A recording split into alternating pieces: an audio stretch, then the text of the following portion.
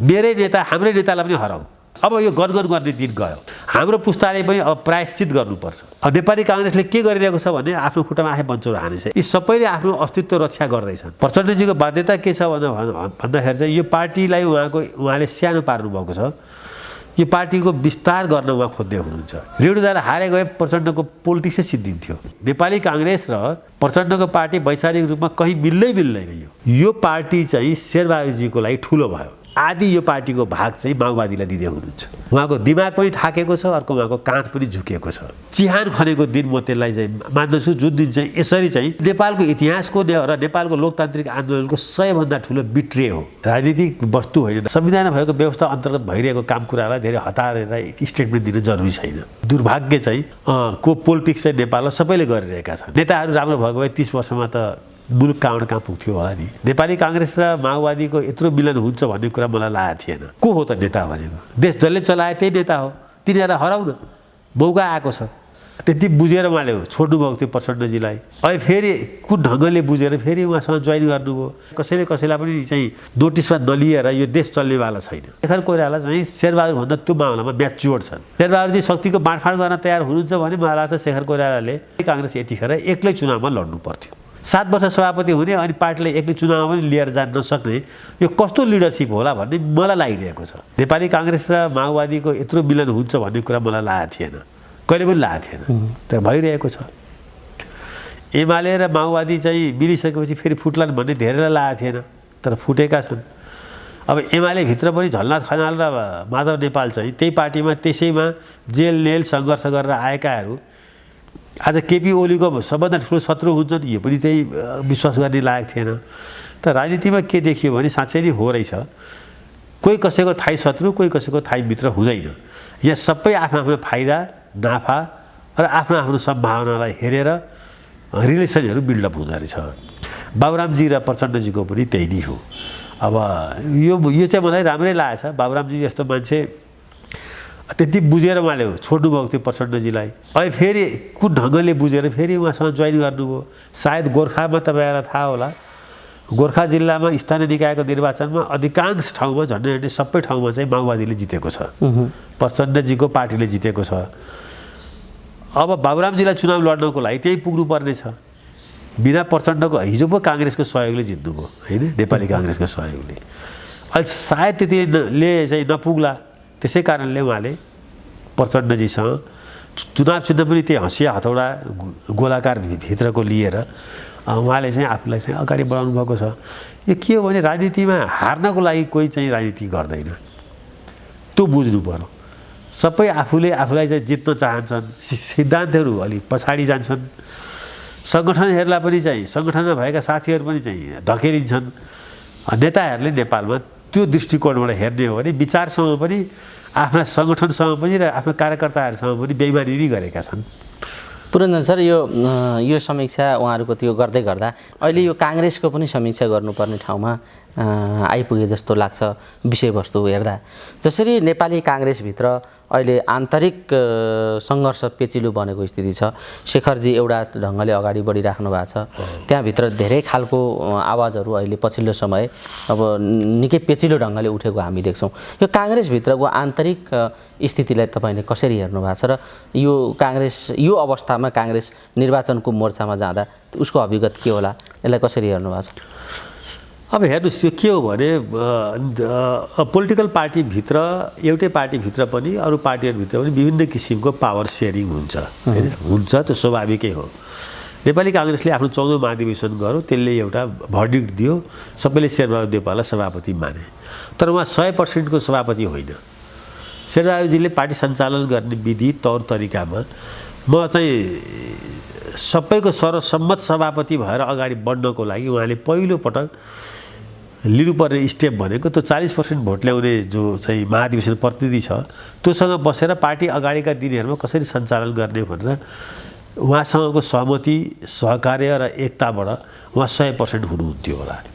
उहाँले त्यो बाटो हिँड्न रुचाउनु भएन। उहाँले त्यो महाधिवेशनमा भाग नलिएका, महाधिवेशनमा छेउ किनारामा बसेकाहरूलाई नै आफ्नो चाहिँ शक्ति ठान्नुभयो होइन। किनभने शेरबहादुरजीको 60% भोट भनेको त्यहाँ चाहिँ रामचन्द्र पौडेलको भोट छ, शशाङ्क कोइरालाको भोट छ, कृष्ण सिटोलाको भोट छ, विमलेन्द्र निधिको भोट होला, अनि प्रकाशमान सिंहको, सबैको जोडेर 60% हो। उहाँको एक्लैको भोट होइन त्यो। अब त्यसले गर्दा के देखिन्छ भने अब उहाँले अब पार्टी सञ्चालन गर्ने तौर तरिकालाई चाहिँ जुन ढङ्गले लिएर जानु पर्थ्यो त्यो नगर्दाखेरि पार्टीभित्र आन्तरिक चाहिँ प्रतिपक्ष पार्टीभित्रै निस्क्यो। त्यो आन्तरिक प्रतिपक्ष भनेको चाहिँ शेखर समूह नै हो। त्यो शेखर समूहलाई चाहिँ नेग्लेक्ट गरेर पनि जान सकिन्थ्यो होला, जो गरिरहनु भएको थियो। तर त्यो समूह सानो छैन। त्यो समूह काठमाडौँमा मात्रै बसेर चाहिँ शेरबहादुरजीको या शेखर कोइरालाको वरिपरि घुम्ने समूह होइन, त्यो देशभरि फिजिएको थियो। त देशभरि चाहिँ फिजिएको त्यो समूहलाई पार्टीभित्र यस्तो हुन्छ, त्यो पार्टीभित्र गुट हुन्छ, पार्टीभित्र विचारहरू पनि फरक फरक हुन्छन्। त्यो सबैलाई मिलाउने कलाली चाहिँ नेतृत्व हो। शेरबहादुरजीले त्यो कला चाहिँ देखाउन सक्नु भएन यताको यो 1 वर्षदेखि भनौँ। र त्यसले पार्टीभित्र चाहिँ धेरै ठुलो तनाव सिर्जना गर्यो। पार्टीभित्र एक थरीलाई के लाग्यो भन्दाखेरि चाहिँ शेरबहादुरजीको यो नेतृत्वमा लामो समयदेखि जो दुःख पाएका या चाहिँ काङ्ग्रेसमा लागेर निष्ठाको राजनीति गरेका छन् तिनीहरूलाई चाहिँ पाखा लाउनको लागि शेरबहादुरजीको दुरुपयोग भइरहेको छ भन्ने कुरा चाहिँ लाग्यो। शेरबहादुरजीले त्यो आफ्नो चाहिँ दुरुपयोग भइरहेको कुरालाई आफैले बुझ्न सक्ने चाहिँ क्षमता देखाउन सक्नु भएन। त्यसले गर्दा सङ्गठित रूपमै चाहिँ शेखर कोइराला समूहले सङ्गठित रूपमै आवाज उठाउने प्रयत्नहरू अहिले यताका दिनमा गरेको देखिन्छ। र त्यो आवाजको सुनवाई केही हदसम्म हिजो भएको मलाई लाग्यो। हिजो के भने शेरबहादुरजीको र जसरी मिडियामा आएको छ शेरबहादुरजीको र शेखर कोइरालाको भेटघाट भयो। यस्तै भेटघाटहरू योभन्दा पहिले पनि 2-4 पल्ट भएको भए सम्भवतः काङ्ग्रेस यतिखेर एक ढिक्का भएर होइन सम्पूर्ण रूपमा 100% चाहिँ चुनावमा घुमिन सक्थ्यो। त यहाँ कसैले कसैलाई पनि चाहिँ बहिष्कार गरेर या कसैले कसैलाई पनि चाहिँ नोटिसमा नलिएर यो देश चल्नेवाला छैन। त्यसै कारणले गिरिजाप्रसाद कोइरालाले पार्टी एकता होइन सबैको मेलमिलाप भनेर उहाँले चाहिँ यो एउटा नारा बनाउनु भएको थियो। अहिले मुलुकमा कसैलाई चाहिँ छेउ किनारामा पारेर पार्टीभित्र पनि र अरू पार्टीसँग पनि, जस्तो अहिले भनौँ माओवादीलाई पनि चाहिँ हामी पुस्दैनौँ भनेर गयो भने त्यो पनि पार लाग्दैन। त्यस्तै अहिले जस्तो चाहिँ काङ्ग्रेस माओवादी र 5 पार्टी अरू पनि मिलेर एमालेलाई हामी कमजोर पार्छौँ र यसलाई सिद्ध्याउँछौँ भनेर जुन सोच आएको छ होइन एमालेको प्रति, त्यो पनि सम्भव छैन। एमाले पनि एउटा राजनीतिक शक्ति नै हो यहाँको। त्यस्तै शेखर कोइराला पनि पार्टीभित्रकै एउटा ठुलो शक्ति हो राजनीति। शेखर कोइराला गगन थापाहरूको जो समूह छ अब त्यसलाई आखिरमा त्यसलाई सौहार्दपूर्ण रूपमा स्वीकार्ने कि बाध्य पार्ने। सौहार्दपूर्ण रूपमा स्वीकार्नको लागि चाहिँ विभिन्न कारणले गर्दाखेरि शेरबहादुरले चाहिँ नसकेको हो या उहाँलाई त्यो गर्न दिइएन होइन। अब त जितेपछि त लिएर जाइन्छ। हिजो गिरिजाप्रसादले त सक्नु भएन त्यसरी लिएर जान्ला भने होइन। यही शेरबहादुरजी हो, उहाँले चाहिँ सधैँभरि चाहिँ सबै निर्णयहरूमा चाहिँ गिरिजाप्रसादको चाहिँ दुःख दिनुहुन्थ्यो। पार्टी पनि फुटाउनु भयो, उहाँ पार्टी नै फुटाएर जानुभयो। अब आज शेखर कोइरालालाई आफूले लिएको बाटो हिँड्नु उहाँले बाध्य पार्न चाहिँ खोज्दै हुनुहुन्छ। मलाई के लाग्छ भने शेखर कोइराला चाहिँ शेरबहादुरभन्दा त्यो मामलामा म्याच्योर्ड छन्। उनले यो पार्टीको विभाजन, यो पार्टीभित्र हुने विग्रहले नेपालको लोकतान्त्रिक आन्दोलनलाई चाहिँ खराब गर्छ भन्ने कुरा शेखर र गगनले बुझेका छन्। उनीहरू के चाहन्छन् भन्दाखेरि चाहिँ होइन यो चुनावको मुखमा मेरो उहाँहरूसँग कुरा हुँदा मैले जति म उहाँहरूलाई बुझ्दछु चुनावको मुखमा काङ्ग्रेसलाई एकताबद्ध गराएर सकिन्छ भने एक्लै चुनावमा जाने, जुन यो दुईटैको लाइन छ काङ्ग्रेसमा सभापतिमा उठ्ने शेखर कोइराला र महामन्त्रीमा जित्ने गगन थापाको। सकिँदैन भने त्यस्तो बाध्यात्मक स्थिति चाहिँ शेरबहादुरजीले बुझ्नुभएको छ भने केही ठाउँमा एलायन्स गरेर जाने होइन। त आखिरमा राजनीति भनेको त के हो भने शक्तिको चाहिँ बाँडफाँड पनि हो। शेरबहादुरजी शक्तिको बाँडफाँड गर्न तयार हुनुहुन्छ भने मलाई लाग्छ शेखर कोइरालाले अब अहिलेको अगाडिको दिनमा चाहिँ नेपाली काङ्ग्रेसलाई सहजै हुन्छ होला। यो काङ्ग्रेसको कुरा भयो, यसलाई गठबन्धन भनिएको छ, अझ महागठबन्धन पनि भन्ने गर्छन् बाहिर। यो गठबन्धन या महागठबन्धन जे भने पनि यो समग्रमा एमाले विरुद्ध केन्द्रित भएको हो। यो गठबन्धन साँच्चै एमाले भने जस्तो एमाले विरुद्ध केन्द्रित हो। म यो कुरा भनिरहेको छैन, यो कुरा शेरबहादुरजी भन्नुहुन्छ। हामी गठबन्धन गरेनौँ भने एमाले डुबाउँछ, हामीलाई हराउँछ, अहिले पनि त्यो एकदम बलियो छ भनेर शेरबहादुरजीको पार्टी सभापति नेपाली काङ्ग्रेसको 7 वर्षदेखि हुनुहुन्छ। 5औं पटक प्राइम मिनिस्टर हुनुभएको छ। उहाँ यो भनिरहनु भएको छैन कि चाहिँ म यो पार्टीलाई एक्लै जिताउन सक्छु होइन, म 5 पल्ट प्रधानमन्त्री भएको, 7 वर्षदेखि सभापति छु, भर्खर फ्रेस म्यान्डेट लिएर आएको छु, म काङ्ग्रेस पार्टीलाई एक्लै भए पनि लार्जेस्ट पार्टी बनाउँछु भनेर उहाँले त्यो आँटले भनिरहनु भएको छैन। उहाँले के भनिरहनु भएको छ भने उहाँको न्यारेटिभ चाहिँ पोलिटिकल न्यारेटिभ, एमाले शक्तिशाली छ, हामी चाहिँ एमालेसँग मिलेन भने म पनि हार्छु भनिरहनु भएको छ। उहाँले त्यो न्यारेटिभ माओवादीसँग मिलेन भने म पनि हार्छु, म पनि झन्डै हारेको भन्नुभएको छ। शेखर कोइरालालाई पनि त्यो भन्नुभएको छ, उहाँले दिनेश कोइरालालाई पनि भन्नुभएको छ। सेन्ट्रल कमिटीको मिटिङमा उहाँले यो कुरा भन्नुभएको छ। अब मसँग भन्दा धेरै सूचना उहाँसँग हुन्छ होला। मेरो आफ्नो दृष्टिकोण चाहिँ के छ भनेर भन्दाखेरि चाहिँ नेपाली काङ्ग्रेस यतिखेर एक्लै चुनावमा लड्नु पर्थ्यो र शेरबहादुरजीलाई चाहिँ 14औं महाधिवेशनले दिएको म्यान्डेटको दुरुपयोग भइरहेको छ। 7 वर्ष सभापति हुने अनि पार्टीलाई एक्लै चुनावमा पनि लिएर जान नसक्ने यो कस्तो लिडरसिप होला भन्ने मलाई लागिरहेको छ। प्रचण्डसँग वैचारिक रूपमा चाहिँ प्रचण्डको पार्टीसँग नेपाली काङ्ग्रेसको केही पनि मिल्दैन, कहीँ एक ठाउँमा बस्ने ठाउँ छैन। ऊ एक्सट्रिम लेफ्टमै छ। अहिले पनि प्रचण्डजीले पाउनुभयो भने नेपालमा एकदलीय तानासार लाद्नलाई उहाँ उद्वेलित हुनुहुन्छ। अब नेपाली काङ्ग्रेसले के गरिरहेको छ भने आफ्नो खुट्टामा आफै बन्चौर हानेछ। एकातिर एउटा आफ्नो सोच र दृष्टिकोणमा एमाले एकदम ठुलो पार्टी हो भनिरहेको छ, अर्कोतिर यी साना कम्युनिस्ट पार्टीहरूलाई पनि काँध दिएर ठुलो पार्टी बनाउन लागि परिरहेको छ। नेपाली काङ्ग्रेसले अहिले 80-90 सिट कति लिन्छ मलाई थाहा छैन, तर पक्कै के छ भने नेपाली काङ्ग्रेसको काँधमा टेकेर माधव नेपालको पार्टी, उपेन्द्र के अरे प्रचण्डजीको पार्टी, राष्ट्रिय जनमोर्चा पनि यी सबैले आफ्नो अस्तित्व रक्षा गर्दैछन्।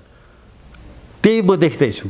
अर्थात् अहिले यतिखेर नेपाली काङ्ग्रेसको एउटा मिसन, एउटा क्लियर कट मिसन के देखिन्छ भने नेपालको कम्युनिस्ट विस्तारमा आफू सहयोगी हुने, नेपालमा कम्युनिस्टलाई फैलाउनको लागि, चुनावबाटै चाहिँ फैलाउनको लागि चाहिँ शेरबहादुर देउपाको चाहिँ एउटा मूल एजेन्डा म देखिरहेको छु। पुरन्दर सर, यो शेरबहादुरजीको कुनै भूमिगत बाध्यता छ कि यसका पछाडि? किनभने प्रचण्डजीले त स्थानीय निकायको निर्वाचनमा त खुलेआम धम्की दिनुभयो नि नेपाली काङ्ग्रेसलाई, देशलाई नै धम्की दिनुभयो उहाँले चितवनबाट। किनभने यो मेरी छोरी हारी भने म यो देश दुर्घटनामा जान्छ, भड्खालोमा पर्छ, यो थामी नसक्नु किसिमको एउटा स्थिति बनाइदिन्छु भन्ने खालको आशयमा उहाँले अभिव्यक्ति गर्नुभयो। यो देशको शेरबहादुरजीले प्रचण्डको त्यो भूमिकालाई कमजोर बनाउन र शान्ति प्रक्रियालाई अझै निष्कर्षमा राखिराख्नका लागि यो प्रयत्न गर्नुभएको हो कि कतै दुर्घटनामा जान्छ भन्ने चिन्ता हो कि माओवादी फेरि अर्को विद्रोहमा जान सक्छ भन्ने चिन्ताले पो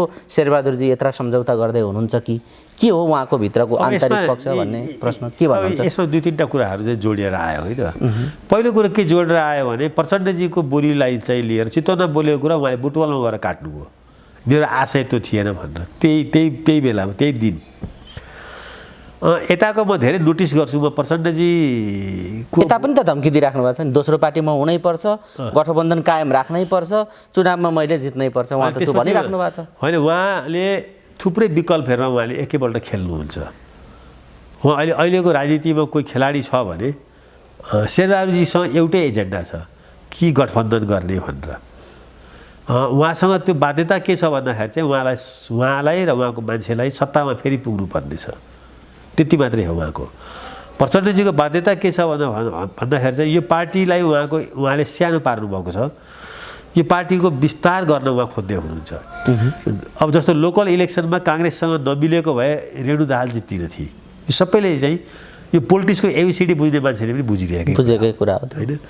रेणु दाहाल हारे गए प्रचण्डको पोलिटिक्सै सिद्धिन्थ्यो। नेपालमा नेपाल कम्युनिस्ट पार्टी, माओवादी भन्ने पार्टी अलिअलि रोल्पा रुकुममा बाँच्दथ्यो, बाँकी अधिकांश ठाउँमा सिद्धिन्थ्यो। किन त्यो म्यासेजै यस्तो गयो कि चाहिँ प्रचण्डले चाहिँ धेरै बार्गेनिङ गर्न पाए। अहिले समाजवादी केन्द्र खोल्छु भनेर लागे बिचमा, फेरि त्यसलाई बिचैमा छोडे। अब उसले बोलेको कुराहरूको बारेमा म भन्दैछु। उसले काङ्ग्रेससँग गठबन्धन गर्न धेरै गाह्रो रहेछ पनि भने, वैचारिक रूपमा भनेको कुरा सही हो। नेपाली काङ्ग्रेस र प्रचण्डको पार्टी वैचारिक रूपमा कहीँ मिल्दैन। यो धेरै नदीका दुई किनारा जस्तो यो नमिल्ने। तर उहाँले काङ्ग्रेस छोड्न सक्नुहुन्न। शेरबहादुरजीले पनि जब प्रचण्डजीले धम्काइरहेका छन्, तिमी जाऊ, तिम्रो धम्की म सुन्दिनँ भनेर भन्न सकेनन्। शेरबहादुरजीले यस कारणले भन्न सक्दैनन् कि चाहिँ उनलाई चाहिँ फेरि चाहिँ उनलाई या उनको अब आसेपासेलाई प्रधानमन्त्री हुनु छ, कतिको राजनीतिक सुरक्षा गर्नु छ। किनभने अहिलेको काङ्ग्रेस नेतृत्व शेरबहादुरजी चाहिँ म यो पार्टीलाई आफ्नो बलबुतामा जिताएर एक नम्बरको पार्टी बनाउँछु र फेरि चाहिँ यसलाई पुरानो स्थितिमा फर्काउँछु, जसरी गिरिजाप्रसाद कोइरालाले भन्ने गर्नुहुन्थ्यो नि 51को चुनावपछि 56मा म यसलाई पुरानो अवस्थामा फर्काउँछु भनेर, त्यो भन्न सक्ने आँट चाहिँ शेरबहादुरजीले निकाल्न सक्नु भएन। उहाँको टिमले पनि सकेन। यसपालि चाहिँ ट्रायङ्गुलर फाइट गरौँ, माओवादी केन्द्रको लिडरसिपमा एक क्वार्टरमा फाइट हुन्छ, अर्कोमा एमाले हुन्छ, अर्कोमा काङ्ग्रेस हुन्छ, होइन? यो सबभन्दा राम्रो चाहिँ आफ्नो आफ्नो विचार कार्यक्रम लिएर जान्थे, होइन? तर शेरबहादुरजीलाई यो डर के हो भने होइन, माओवादी जोले नेतृत्व गरेको जो यो छ गठबन्धन चाहिँ यो चाहिँ कुनै पनि बेला गएर चाहिँ ओलीसँग गएर मिल्छ भन्ने भयो, होइन? ओलीसँग मिल्छ भन्ने उहाँको यो अनुमान, यो भूतप्रेत जस्तो डर भयो। अब एकातिर शेरबहादुरजीलाई फेरि प्रधानमन्त्री हुने स्वार्थले चाहिँ काङ्ग्रेसलाई उहाँले खुम्च्याउँदै हुनुहुन्छ। शेरबहादुरजीको त्यो चाहिँ कमजोर दिमागले, थकित दिमागले र झुकेको काँधले अहिलेको साइजको नेपाली काङ्ग्रेस बोक्नै सक्दैन। नेपाली काङ्ग्रेस पार्टी जुन साइजको छ अहिले, घट्दा घट्दै पनि यो पार्टी चाहिँ शेरबहादुरजीको लागि ठुलो भयो। त्यसैले उहाँले यो पार्टीलाई बिचबाट चिरेर आदि यो पार्टीको भाग चाहिँ माओवादीलाई दिँदै हुनुहुन्छ, समाजवादी केन्द्रलाई दिँदै हुनुहुन्छ। एउटा ठुलो साइजको काङ्ग्रेस चाहिँ बोक्न सक्ने क्षमता चाहिँ शेरबहादुरजीको चाहिँ छैन। एक त उहाँको दिमाग पनि थाकेको छ, अर्को उहाँको काँध पनि झुकेको छ, होइन? त्यसले गर्दा अब गर्ने के त, नेतृत्व छोड्नु छैन उहाँलाई। यो पार्टीको यो साइजको पार्टी र यसलाई ठुलो पार्छु भन्नको लागि त दिमाग पनि चाहिँ तेजिलो हुनु पर्यो, सन्तुलित हुनु पर्यो, शरीर पनि चाहिँ फिट हुनु पर्यो, एक्टिभ हुनु पर्यो। यो दुवै कुरा उहाँसँग छैन। अनि उहाँले के गर्नुभयो भने यो पार्टीकोलाई चाहिँ 40% 50% जस्तो अहिले 165मा 80 सिट उसलाई दिने, 85 सिटमा काङ्ग्रेस लड्ने भनेको छ। आदि चाहिँ यो काङ्ग्रेसको भाग, त्यसमा पनि अब बार्गेनिङ त बढिरहेको छ। आदि काङ्ग्रेस त बोकेर उहाँले जिम्मा लाउनुभयो कसलाई भने चाहिँ प्रचण्डलाई लाउँदै हुनुहुन्छ। यो नेपालको इतिहासको र नेपालको लोकतान्त्रिक आन्दोलनको 100भन्दा ठुलो बिट्रे हो। जसले यो काम गर्दैछन्, नेपालको डेमोक्रेटिक मुभमेन्टको यो सबैभन्दा चाहिँ चिहान खनेको दिन म त्यसलाई चाहिँ मान्दछु, जुन दिन चाहिँ यसरी चाहिँ काङ्ग्रेस पार्टीले आफूलाई चाहिँ आदि खुम्च्याएर सरक्क लाएर आदि चाहिँ उसलाई दिन्छ, के अरे चाहिँ कम्युनिस्टहरूलाई दिन्छ। त्यो चारैवटा पार्टी कम्युनिस्ट छन्। उपेन्द्र यादवकै पृष्ठभूमि पनि कम्युनिस्ट हो, राष्ट्रिय जनमोर्चा खाँटी कम्युनिस्ट हो, आज पनि माओवादी केन्द्र कम्युनिस्ट हो, र चाहिँ झलनाथजीको र चाहिँ माधव नेपालजीको पार्टी कम्युनिस्ट पार्टी हो। यसो गर्नुको मुख्य उद्देश्य के हो त? मुख्य उद्देश्य एउटै हो, सत्ता। ज्योतिष कि वा ज्योतिषमा विश्वास गर्नुहुन्छ कि वा कम्युनिस्टमा विश्वास गर्नुहुन्छ। ज्योतिषले पनि फेरि तपाईँ प्राइम मिनिस्टर हुन्छु भन्नुभएको छ, भनेको छ अरे। मङ्सिर 4को मिति पनि ज्योतिषले हेरिदिएको भन्ने पनि छ अरे। अब अर्को के छ भने अब अर्को उहाँ कम्युनिस्टलाई विश्वास गर्नुहुन्छ। उहाँले जुन दिनदेखि काङ्ग्रेसको शक्ति, काङ्ग्रेसको कार्यकर्ता, काङ्ग्रेस भावना, काङ्ग्रेस मुभमेन्टलाई काङ्ग्रेसका फाउन्डर मेम्बरहरू विश्वप्रसाद कोइराला, गणेशमान सिंह, कृष्णप्रसाद भट्टराई, सुवर्ण शमशेरहरूलाई सम्झेको भए आज आदि काङ्ग्रेसको साइज चाहिँ सर्लक्क झिकेर उहाँले यो कम्युनिस्टको पोल्टामा राख्नुहुन्थ्यो होला र? के फरक परेर बिपी कोइरालालाई 30 वर्षमा चाहिँ विपक्षमा बस्नुभयो भनेपछि यसमा प्रचण्डको त्रास शान्ति प्रक्रिया, मुलुकको भविष्य भन्दा पनि देउबाजीको अन्धविश्वास नै मुख्य समस्या हो। मलाई चाहिँ देउबापट्टिको साइडबाट सबैभन्दा ठुलो के छ भन्दाखेरि चाहिँ ज्योतिषी र कम्युनिस्ट त अन्धविश्वासै हो नि काङ्ग्रेसका लागि त। ठुलो अन्धविश्वासमा हुनुहुन्छ उहाँ भाग्यवादमा विश्वास गर्नुहुन्छ, होइन, कर्मवादमा विश्वास गर्नुहुन्न। पुरञ्जन सर, यो ठिक छ, देउबाजीको विश्वासलाई आधार मानेर एकछिन हेर्ने हो भने यो विश्वासमा धाँधा फाट्ने, यसमा चाहिँ धन्द्रा पैदा हुने स्थिति छ कि छैन? अब किनभने ओलीजी र प्रचण्डजीको टेलिफोन संवाद त भइराखेको छ भन्ने कुरा बाहिर आइराखेको छ। यसले कस्तो खालको भूमिका खेल्छ यो टेलिफोनले? अब ज्योतिषीको कुरा नगरौँ, उहाँले पछि मङ्सिरमा ओलीजीको र प्रचण्डजीको वार्ताले शेरबहादुरजीको रातिको निद हराम हुन्छ। हेर्नुहोस्, समाचार त यस्ता आइराखेका यो समाचार नआए पनि अब प्रचण्डजीले चाहिँ यो समाचार बाहिर ल्याएर शेरबहादुरजीको चाहिँ निद्रा खलबलाइदिनु निद्रा खलबलाइदिनु फेरि प्रधानमन्त्री म हुन्छु पनि भन्दै हुनुहुन्छ काङ्ग्रेसलाई चाहिँ उहाँले चाहिँ शेरबहादुरको काङ्ग्रेसलाई उहाँले चाहिँ डरछेरुवा काङ्ग्रेस बनाउनु भएको छ। शेरबहादुर देउपाको काङ्ग्रेसलाई डरछेरुवा काङ्ग्रेस के भने उहाँले झुट बोल्दै हुनुहुन्छ। ओलीजी अहिले प्रचण्डलाई लिन तयार छैनन्। जसरी उहाँले जापान गएर चाहिँ यहाँ नआएको चाहिँ प्राइम मिनिस्टरलाई मैले दुईपल्ट भेटेँ भनेर झुट बोल्दै हुनुहुन्छ। त्यसै गरी उहाँले अहिले म अनुमान के गर्छु भने उहाँले ओलीसँग मेरो टेलिफोन वार्ता भएको छ भन्ने कुरा भनिकन शेरबहादुरजीसँग चाहिँ होइन मलाई 80 होइन 100 सिट दिनुपर्छ, तपाईँ चाहिँ 65 सिटमा लड्नुहोस् भनेर भन्न सक्नुहुन्छ।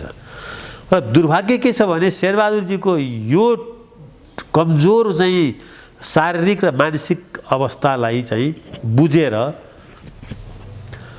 ओलीजी गेम खेल्दै हुनुहुन्छ, प्रचण्डजी गेम खेल्दै हुनुहुन्छ।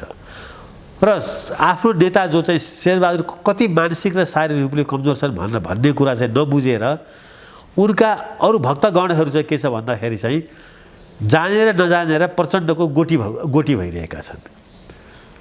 त्यसकारणले मलाई चाहिँ खास नेपाली काङ्ग्रेसले जितेर प्रधानमन्त्री बनाउँछ कि प्रधानमन्त्री हुन्छ कि सत्ता पाउँछ कि पाउँदैन भन्ने कुरा मेरो लागि त्यति नै गौण हो जति बिपी कोइरालाले जीवनभर सम्झौता नगरिकन पञ्चायतसँग कुनै किसिमको सम्झौता नगरिकन त्यो मूल्य पद्धतिलाई जोगाएर जानु भएन आज शेरबहादुर प्राइम मिनिस्टर बन्न पाए। आज शेरबहादुरजीले त बिपी कोइरालाले जस्तो कठिन सङ्घर्ष पनि गर्नु पर्दैन।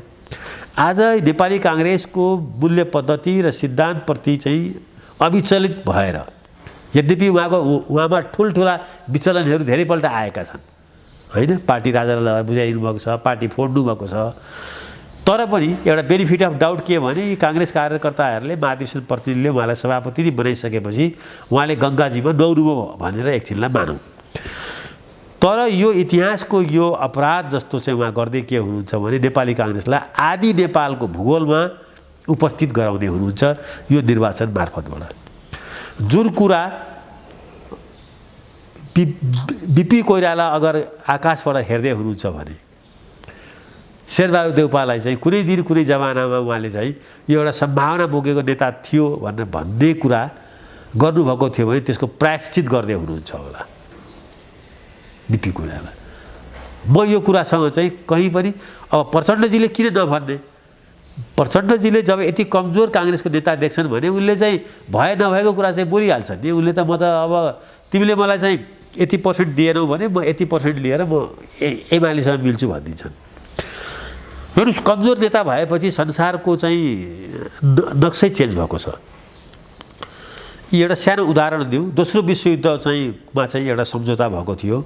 त्यो सम्झौतामा चाहिँ अमेरिकन राष्ट्रपति सायद रुजवेल्ट थिए के अरे, यता चर्चिल थिए बेलायतमा। यी दुवैजना आफ्नो स्वास्थ्यको कमजोर चाहिँ स्थितिमा थिए। आफ्नो स्वास्थ्यको एउटालाई डिमेन्सिया लागिसकेको हुन्छ, मेमोरी लस्ट हुने, अर्को अल्कोहोलिक हुन्छ। यी दुवैभन्दा चाहिँ फिजिकली मेन्टली शक्तिशाली चाहिँ रुसको चाहिँ स्टालिन थिए। यी दुवैको कमजोर स्वास्थ्यमा टेकेर यसको लामो कथा छ। यसमा चाहिँ एउटा डक्टरले एउटा किताबै लेखेछ, त्यो सायद चाहिँ चर्चिलको डक्टरले एउटा किताब लेखेछ। त्यो बेलामा जुन बेलामा चाहिँ सायद माल्ला छ प्रागमा हो या कहीँ सानो एउटा टापु जस्तो ठाउँमा यिनीहरूको चाहिँ सम्झौता हुँदै थियो। यो पूर्वी युरोप जुन ढङ्गले स्टालिनको कब्जामा गयो नि, त्यसको पछाडि यी दुवै चाहिँ महाशक्तिशाली राष्ट्र अध्यक्षहरूको चाहिँ स्वास्थ्यको चाहिँ अवस्थाको कारणले गर्दा ती देशहरू गुलाम हुनु पर्यो। कुन देश भन्दा हङ्गरी, चेक रिपब्लिक सबै, त्यो सबै देशहरू पूर्वी जर्मनी, यी सबै देशहरूले के चाहिँ भोग्नु पर्यो भने स्टालिनको गुलामी भोग्नु पर्यो। जब देशको शासक मानसिक र शारीरिक रूपले अस्वस्थ हुन्छ भने त्यसपछि त्यो पार्टीको भविष्य र त्यो देशको भविष्य चाहिँ धरापमा पर्छ, जस्तो अहिलेको नेपालमा छ। अहिलेको नेपालमा मलाई लाग्दैन शेरबहादुरजीको चाहिँ स्वस्थ मनस्थितिले है, स्वस्थ मानसिक स्थितिमा चाहिँ उहाँले प्रचण्डसँग कुरा गर्न सक्नुहुन्छ। समग्र नेपाल र नेपाली काङ्ग्रेसको इतिहासलाई चाहिँ अगाडि राखेर नेपालको भविष्यलाई अगाडि राखेर कुरा गर्न सक्नुहुन्छ जस्तो मलाई लागिरहेको छैन। त्यसमा प्रचण्डजीलाई चाहिँ सबभन्दा ठुलो फाइदा के छ भने प्रचण्डजी तपाईँ ख्याल गर्नु न, प्रचण्डजीले पार्टी निर्माणको लागि देश दौडा गरेर देशभरि कुदेर सङ्गठन निर्माण गरेर उहाँले गर्नुभएको छैन नि। उहाँ एकपछि अर्को काठमाडौँमा बसेर सत्ता निर्माणमा चाहिँ त्यो सत्ताको चाबी लिएर आफूलाई जीवन्त राख्नुभएको छ नेपालको राजनीतिमा। कहिले एमालेको बुई चढेर कहिले काङ्ग्रेसको बुई चढेर उहाँको यो राजनीति चलिरहेको देखिन्छ। अब पुरन्दर सर, यो एउटा गहन ढङ्गले प्रष्ट ढङ्गले मान्छेले बुझ्ने गरी आफ्नो विश्लेषण विषयवस्तु राखिदिनु भयो। यही सन्दर्भमा एउटा अर्को चर्चा पनि गरौँ। यो स्थितिमा नेकपा एमालेको पोजिसन अब कता जान सक्छ, ओलीको खेल के हुन सक्छ अब, किनभने राजेन्द्र लिङ्गदेन लगायतका राप्रपा लगायतका नेताहरूसँग त उहाँ भेटघाट त गर्दै हुनुहुन्छ, उहाँ पनि एउटा एक्सर्साइज गर्दै हुनुहुन्छ। ओलीका अगाडि कस्ता खालका सम्भावना र चुनौतीहरू छन्, कस्तो देख्नुहुन्छ? हेर्नुहोस्, नेपालको कम्युनिस्ट आन्दोलनै अलिक धरापमा छ। मैले खालि फर्स्ट सेन्टेन्स यो भन्छु, संसारको कम्युनिस्ट आन्दोलनहरू जब धरापमा पर्छन्, साउथ एसियामा पनि त्यो जातीय हुन्छ, त्यो दक्षिणपन्थी हुन्छ। श्रीलङ्का त्यसको केस हो, इन्डिया पनि त्यसको चाहिँ नर्थ इस्टको मुभमेन्ट पनि त्यही नै हो। धेरै देशहरूमा कम्युनिस्ट जब मार्क्सिस्ट आन्दोलनहरू या कम्युनिस्ट आन्दोलनहरू चाहिँ शिथिल हुँदै जान्छन्, कमजोर हुँदै जान्छन्, अनि त्यसले चाहिँ राइटिस्ट फोर्ससँग ह्यान्डसेक गर्छ र प्रकारान्तरले गरेर त्यो फोर्स नै दक्षिणपन्थी बन्छ। त्यसपछि प्रोग्रेसिभ एजेन्डा हुँदैन, उग्र राष्ट्रवादको एजेन्डा हुन्छ, दक्षिणपन्थी शक्तिहरूलाई बोकेर हिँड्नुपर्ने हुन्छ, जातीय पार्टीहरूलाई बोक्नुपर्ने हुन्छ। यो लाइनमा अहिले नेपालको नेकपा एमाले भन्ने छ। नेपालमा नेपाल कम्युनिस्ट पार्टी एमाले भन्ने पार्टी धेरै किसिमले डेमोक्रेटाइजेसन भइसकेको पार्टी हो। यसले झन्डै 4 दशकदेखि नेपालमा चुनावमा भाग लिन थालेको। नेपाली काङ्ग्रेसभन्दा पनि पहिले यसले चुनावमा, पञ्चायतकै चुनावमा यसले भाग लिइसकेको थियो। र मलाई चाहिँ हामी जस्तोलाई के लागेको थियो भने यो अर्को काङ्ग्रेसको विकल्प या लोकतान्त्रिक पार्टीको विकल्प बन्ला भन्ने लागेको थियो। यद्यपि यसले स्टालिन, माओ, लेनिनको फोटो टाँसिरहेको हुन्थ्यो। त्यही पनि जनताको बहुदलीय जनवादले यसले चाहिँ एउटा प्रतिस्पर्धी राजनीतिमा इन्ट्री गरिसकेको थियो र यसले आफ्नो भ्यालुमा कहीँ न कहीँ टेक्छ भन्ने लागेको थियो। अब ओलीजीको पछिल्लो फेजको राजनीति जब उहाँ सत्तामा हुनुहुन्थ्यो बहुमत सहितको, त्यतिखेर उहाँको दक्षिणपन्थी झुकाव चाहिँ काफी देखिएको हो। धार्मिक झुकावलाई दक्षिणपन्थी झुकावै भनिन्छ होइन। पशुपतिमा चाहिँ सुनको जलप लगाउनेदेखि लिएर अयोध्या नेपालमा छ भनेर उहाँले चाहिँ लिने लाइनहरू चाहिँ अधिकांश चाहिँ के थियो भने दक्षिणपन्थी नै थियो। त्यही पनि के थियो भनेर भन्दाखेरि चाहिँ त्यसमा कहीँ न कहीँ सोसियल चाहिँ जस्टिसका कुराहरू चाहिँ यसो तालमेल मिलाएर आइरहेकै थिए। अब एमाले पार्टीको म यसो हेर्दाखेरि चाहिँ एमाले पार्टी अहिले यतिखेर नेपालमा सबैभन्दा धेरै विखण्डनको अवस्थामा छ। यसको आन्तरिक जीवन पनि विखण्डन जस्तै छ होइन। त्यहाँ ओलीजीको देवत्वकरण गरिएको छ। ओलीजीसँग असहमत हुनेहरूलाई त्यो पार्टीबाट निकालिएको छ। ती भएकाहरूलाई पनि छेउ किनारामा पुगाइएको छ। नेकपा एमाले भन्ने पार्टी चाहिँ वाद विवाद, छलफल, बहस, विभिन्न विचारहरू चाहिँ सँग खेल्दै अगाडि बढेको पार्टी हिजोको थियो। त्यहाँ लिडरसिपमाथि पनि च्यालेन्ज सिपी मैनालीलाई फालेको छ होइन। अर्कोतिर झलनाथजीलाई हटाएर चाहिँ मदन भण्डारी आएका छन्। लिडरसिप पनि त्यहाँ पटक बडो फटाफट चेन्ज भएको देखिन्थ्यो। यतातिर आइकन म के देख्छु भने यता ओलीजीको चाहिँ यो पार्टीमा चाहिँ इन्ट्री भइसकेपछि अध्यक्षमा यो पार्टी चाहिँ जमुवा भएको छ। यो पार्टीमा लिडरसिपलाई लिएर बोल्यो कि त्यसलाई चाहिँ किक गर्ने चाहिँ रोग लागेको छ है। त्यस्तो पार्टी यो चाहिँ अब झन्डै यो पार्टी चाहिँ विचारमा पनि मोनोलिथिक होइन, व्यवहारमा पनि यो चाहिँ एकाङ्की भएर गएको छ। व्यवहारको एकाङ्की भनेको फेरि सत्तामा पुग्नको लागि जोसँग पनि गठबन्धन गरिरहेको छ। यो एउटा ठुलो पीडा चाहिँ नेपालको राजनीतिक आन्दोलनकै लागि पनि हो। ओलीजीको पनि यसमा चाहिँ सन्तुलित व्यवहार चाहिँ म देख्दिनँ। जसरी शेरबहादुरजीको सन्तुलित व्यवहार डेमोक्रेटिक मुभमेन्टलाई जोगाउने छ, त्यसरी नेपालको कम्युनिस्ट आन्दोलनलाई जोगाउने पनि जिम्मेवारी फेरि ठुलो पार्टीको हैसियतले ओलीजीकै थियो। ओलीजी यसमा पुरै यु टर्न हुनुभएको छ। 360 डिग्री नै फर्किनु भएको छ। उहाँले चाहिँ पुरै राजा चाहिन्छ भन्नेलाई बोक्नु भएको छ। त्यो भन्न पाइन्छ, लिङ्गदेनजीले त्यो भन्न पाउनुहुन्छ। हिन्दू राष्ट्र राख्नु पाउनुपर्छ, यो पनि भन्न पाइन्छ, जहिले पनि भन्न पाइन्छ। त्यही हो बहुलवाद भनेको। तर त्यो पार्टी एमाले भन्ने पार्टीले यो भन्दाखेरि चाहिँ त्यो चाहिँ मजाक हुन्छ। त्यसको त्यो पार्टीको पृष्ठभूमि, त्यो पार्टीको चाहिँ क्याडर्सहरूले त्यो पार्टीको विचारले त्यो पार्टीको चाहिँ सिद्धान्त त्यसले टिकेको ठाउँले त्यसले तोक्रो भन्न छुट दिँदैन त्यहाँ। त्यसै कारणले ओलीजी कुन पार्टी र कुन विचारलाई नेतृत्व गर्दै हुनुहुन्छ र यो बडो नेपालको यो अब हाम्रो देशको यहाँनिर चाहिँ दुर्भाग्य म देख्छु कि सबैभन्दा ठुलो दुर्भाग्य यो देश अगाडि बढ्दैन यो नेताहरूको कारणले। एकातिर काङ्ग्रेस एक्सट्रिम लेफ्टिस्ट र लेफ्टिस्टहरूसँग छ, अर्कोतिर लेफ्टिस्ट पार्टी चाहिँ एक्सट्रिम राइटिस्टहरूसँग छ। अब हेर्नुहोस् विचित्रको समीकरण छ। अब हाम्रो देशको कुन विचार कुन कार्यक्रम कुन मिसनमा यो देश अगाडि बढ्ने हो। यो देशलाई चाहिँ यस्तो हास्यास्पद स्थितिमा ल्याइदिने पात्र भनेको ओली हो, प्रचण्ड हो, शेरबहादुर हो। त्यसै कारणले अहिले यिनीहरू र यिनीहरूका चाहिँ मतियारहरूलाई चाहिँ हराउनुपर्छ भनेर एउटा सोसल मिडियामा एउटा अभियान चलेको छ। किनभने यिनीहरूको मानसिक अवस्था सन्तुलित भएन, किनभने पार्टी एक ढङ्गको छ, एलायन्स अर्को ढङ्गको छ भनेर नि यो चलेको हो। यिनीहरूले हिजोको दिनमा शासन गर्दाखेरि पनि खराब शासन गरे र यिनीहरूलाई अब हराउनुपर्छ भनेर एउटा अभियान चलेको छ। त्यो अभियान चलाउने मान्छेहरू यिनीहरूभन्दा धेरै राजनीतिक रूपले सुझबुझ भएका रहेछन् होइन। हामीले सपोर्ट गर्नुपर्छ मैले देखेको चाहिँ।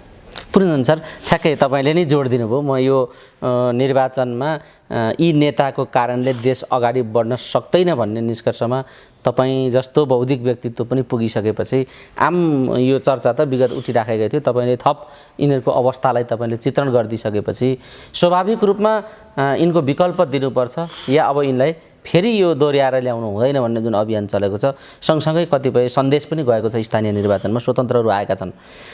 अब यो चुनावमा स्वतन्त्रहरूको चुनौती कस्तो खालको देखिन्छ? यी दलहरू र नेताहरूलाई कतिको चुनौती बन्न सक्छन् भन्ने देख्नुहुन्छ यो स्वतन्त्रको अभियान? होइन, स्वतन्त्रहरूले अहिले देशको राजकाजमा चाहिँ आइसोलेटेड एरियामा जस्तो काठमाडौँमा शासन गर्दैछन् होइन, मेयर भएर स्थानीय निकायमा, धरानमा छ, बर्दिवासमा होला, धनगढीमा होला।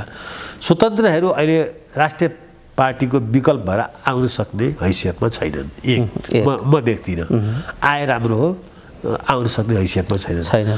तर स्वतन्त्रहरूले नेपालको यो 79 सालमा हुने राजनीतिमा देशव्यापी रूपमा हलचल ल्याइदिएका छन्।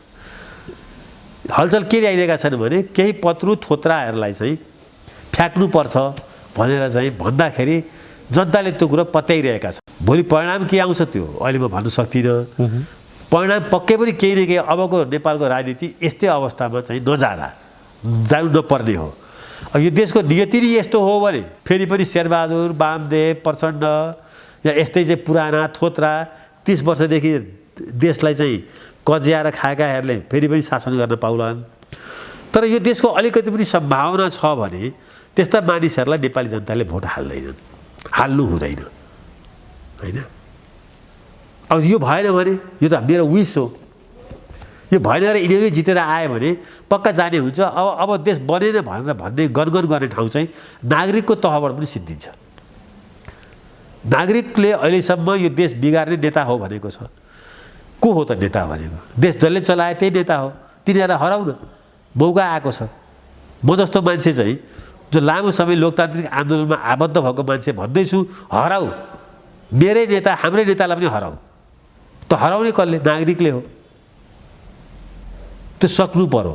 अगर यो देशप्रति अलिकति पनि माया, यहाँको युवाहरूप्रति अलिकति पनि संवेदना, यहाँको चाहिँ भ्रष्टाचारप्रति अलिकति पनि चाहिँ मतलब चाहिँ घृणा छ भने यी मानिसहरू जो चाहिँ भ्रष्टाचारी छन्, जसले नेपालका सारा युवाहरूलाई मलेसिया मध्यपूर्व पठाउनको लागि बाध्य पारेका छन्, जसको कुनै सिद्धान्त छैन, जसको कुनै सिद्धान्तै छैन, सिद्धान्तविहीन भएका छन्, अब यिनीहरूलाई पनि जोगाएर काङ्ग्रेस पार्टीले एउटा ठुलो दुर्घटना गरेको छ। 14औं महाधिवेशनमा शेरबहादुर जस्तो मान्छेलाई फेरि सभापतिमा चुनेर त्यसको सजाय काङ्ग्रेसले चाहिँ कुनै कहीँ इतिहासमा पाइहाल्छ।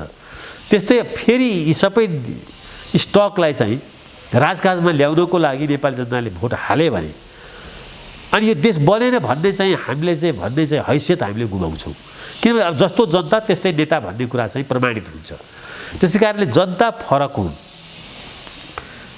जनता चाहिँ देशको निर्माण चाहन्छन्, देशमा भ्रष्टाचार नहोस् भन्ने चाहन्छन् भने जनता चाहिँ जाग्नु पर्यो। यिनीहरूले चाहिँ देश बनाउँछु भनेर 30 वर्ष ठगे भने अब फेरि अरू 30 वर्ष यिनीहरूलाई ठग्न दिने कि जनता जाग्ने? मेरो चाहिँ एउटा आग्रह होइन के छ भनेर भन्दाखेरि चाहिँ मलाई मेरो चाहिँ घरमा चाहिँ आजभन्दा म के चाहिँ केटाकेटी हुँदाखेरि काङ्ग्रेस आयो भने देश त एकदम सुनकै चिडिया